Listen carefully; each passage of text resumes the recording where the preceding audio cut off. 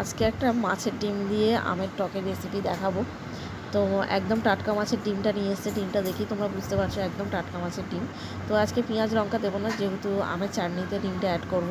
তো বেসন দিয়ে দিলাম, অল্প হলুদ নুন দিয়ে জিনিসটাকে আমি ভালো করে মেখে নিচ্ছি, আর অল্প লঙ্কা গুঁড়ো দিয়েছি। চলো এবার ভালো করে জিনিসটাকে মেখে নিয়ে আমি কড়াতে এবার ছেড়ে দেবো, একে একে বড়ার আকারে গড়ে নেব।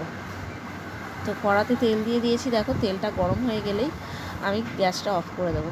আগের দিনই তোমাদের বলেছিলাম গ্যাসটা অফ করে দিয়ে ছাড়বে, তো একটাও গায়ে পড়বে না, না হলে কিন্তু ছিটকে চারদিক হয়ে যাবে।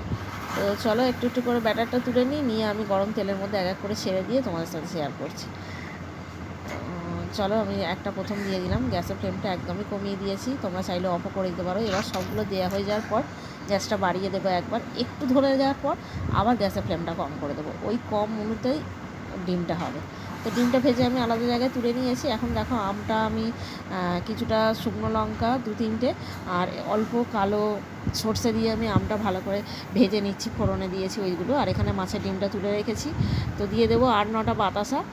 আর বাতাসাগুলো দিয়ে দেওয়ার পরে ডিমটা দেখো এখানে আমি কেটে নেব, ছুরি রেখেছি। তো চলো টুকরো টুকরো করে নেবো। এখানে আমটা ফুটে এসেছে, বেশ নরম হয়ে গেছে। আমটা ভীষণই টক ছিল, প্রচুর চিনি বাতাসা দেওয়ার পরেও টক ছিল চাটনিটা। তো এখানে আমি ডিমটা একদম পনিরের আকারে ছোটো ছোটো করে পিস পিস করে টুকরো করে নিয়েছি দেখো। তো করে নিয়ে আমি আমের চাটনিতে ডিমগুলো অ্যাড করে নিয়েছি। এবার দেখো চাটনিটা বেশ ফুটতে শুরু করেছে।